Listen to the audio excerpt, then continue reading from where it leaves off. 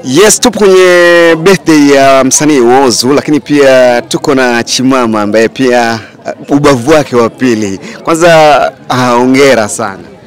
Asante, shukran. Leo tunasherehekea mwaka mwingine tena tunaongeza numbers Ya, tunaongeza numbers. Ni kitu cha kushukuru Mungu, ni kitu cha kiukweli cha kutoa sadaka kwa sababu sasa hivi dunia tunajua maisha yamekuwa mafupi, watu wanakufa. Kwa hiyo kama Mwenyezi Mungu amekupa uwezo wa kuweza kuona mwaka mwingine, unasema alhamdulillah. Okay. Sawa, tumepiga story na Chibaba na amezungumza kwa upande wake.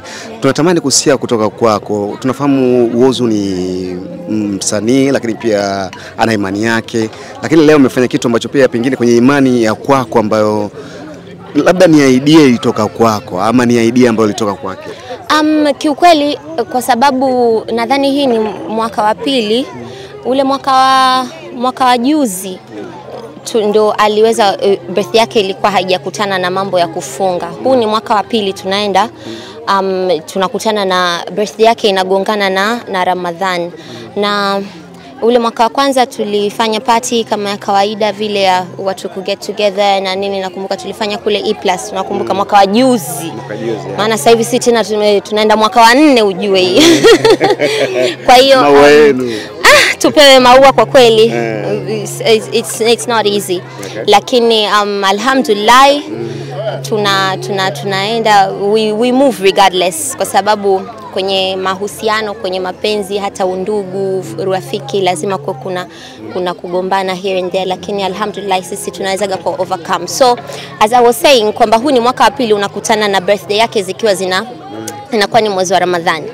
Kwa hiyo it wasn't my idea kwa kweli. Mimi ingekuwa ni idea yangu, sikufikiria kwa hivi. Mimi nilikuwa tu nimepanga tutamchukua mpenzi wangu, tutaenda kufuturu labda sehemu tu nzuri yenye futari nzuri, aite marafiki zake 2 3, kwa sababu there is nothing you can do kwenye Ramadhani.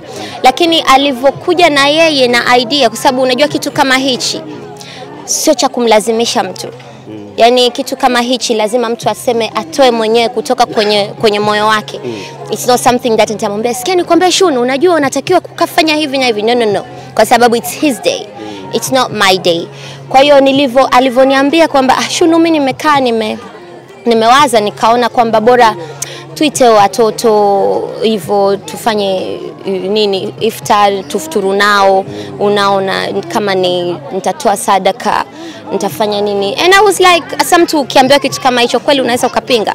Huwezi kupinga. Na mimi I was very happy, nikamwambia sawa, niko na wewe, I support you fully. Kwa hiyo tutafanya kitu na kitu chetu kitakuwa inshallah. Kwa hiyo ndo akafikiria. Yani uwezi amini, yani this time kiukweli I'm so proud of him. Sure. Yeah, I am so proud of him kwa sababu yani he did hakutaka hata usimamizi. Unajua kuna ile kwamba like sababu you're the woman in the relationship, kwa lazima kuna vitu fulani lazima uvisimamie, kwamba unajua kwenye chakula iwe hivi, kwenye nini. Yani he did it from the heart. Allah ambarik. Mimi namuombea kila laheri, yani pale alipotoa paongezeke, unaona, apate afanikiwe. Mwenyezi Mungu amzidishie baraka zaidi, amfungulie milango ilipofungwa, vifungo vyote vilivyowekwa basi vikafunguke kwa hichi kidogo alichokifanya, mashallah. Kwa hiyo that's what I can say. Kwa hiyo ilikuwa ni kitu yake, ni idea yake, na kusi kwamba imeenda vile alivyoplan. It makes me very happy kwa kweli. Wema, nikikuuliza hili swali kama itakupendeza zaidi. Yes. Nimekutana na comments nyingi sana za mashabiki wenu, wewe na Whozu. Whozu leo anaongeza numbers nyingine. Hivi Whozu unamzidi miaka mingapi? Miaka 6. Miaka 6. Yes. Kwa hiyo zile wanasemaga sio anamzidi miaka 15 ni Whozu. 15. Nimeona comment ya shabiki mmoja. Hapana, nimemzidi Whozu miaka 6. Wamuulize vizuri Damange. ndo mwenye nini zote. Yeye anajua. Anajua. Nimemzidi miaka 6 which mimi naona sio mibaya sana hata kama ingekuwa 10 kwani shida iko wapi bwana? Hata kama ingekuwa nimemzidi miaka 20, kuna watu wengine wanazidiana mpaka miaka 20 huko 25. Sembuse mie miaka 6. You guys mmekuwa kwenye mahusiano muda mrefu sasa hivi. Tunaenda mwaka wa 4 sasa hivi Roja, mwaka wa 4 wa hivyo, lakini tupo. Mashabiki wanalilia ndoa Wema. Sasa hiyo ndoa ni, unajua mimi nasema kila siku. Kwa sababu kwanza labda niseme tu, labda mimi ndoa sio kitu ambacho nakiota. Sijui unanielewa, na sio kitu ambacho labda nakitamani. Okay, kwa sababu pia nimeona watu, nadhani imeniharibu psychologically, watu wangu wa karibu pia, ndugu zangu, rafiki zangu, nimewaona ndoa zikiwafanya. Kwa hiyo sijui nimekuwa ni muoga au tuseme kwamba labda sijui nimekuwa, sijui, I don't know, lakini mimi naisigi ndoa ni mipango ya Mungu. Kama Mwenyezi Mungu kawaandikieni ndoa, itakuwa tu. Ndoa sio kitu cha kuforce. Cha kushukuru Mwenyezi Mungu ni kwamba kuna upendo ndani yetu, na siku hizi wenyewe wanasema kwamba mkishaka zaidi ya miezi 3 tu tayari ni kama mmeoana. Vile ndoa inakuwa tu ni kama vile mnakwenda kufanya official. Sio kwamba ni kitu kibaya. No, sisemi kwamba ndoa ni kitu kibaya. Ndoa ni jambo la heri, lakini pia ni mipango ya Mungu. Sio kitu cha mimi hapa kusema nataka au cha Shunu kusema mimi nataka leo. No, kama imeandikwa, Allah kaiandika, basi itakuwa inshallah. Na hiyo hali yako ya kutotamani ndoa imeanza lini? Sio hivyo, umeshai kunisikia hata siku moja mimi nasema natamani kuolewa? Mimi nimeshai kusikia. Watu wanajua kwamba mimi natamanigi mtoto.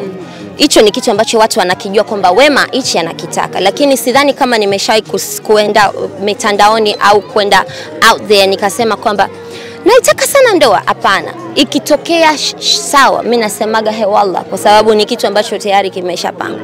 Isipotokea pia haiwezi kuniumiza, kwamba sio kitu ambacho yani ni kitu changu, sijui unanielewa, kwa sababu sio watu ambao wamenizunguka, nikizungumzia ndugu zangu wa damu, dada zangu, rafiki zangu wa karibu, nimewaona ndoa zinavyowafanya. Sawa, labda hiyo pia kidogo kama imenidisturb, nikiona kwamba mtu mnaweza mkao mnapendana alafu siku mnaoana tu ndio mnaleta shida, sijui unanielewa. So tunaona watu wengi, tuna Master J na Sha, kwani wameoana wale?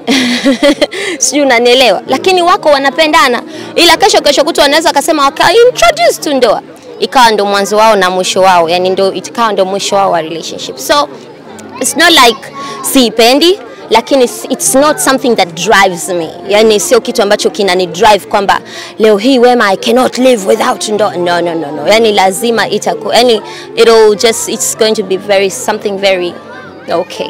Okay, kama ikitokea leo mnaoana na Chibaba, unatamani Chibaba afuate dini yako au uende utafuata yake? Mimi kiukweli sio, I'm not a pushy person.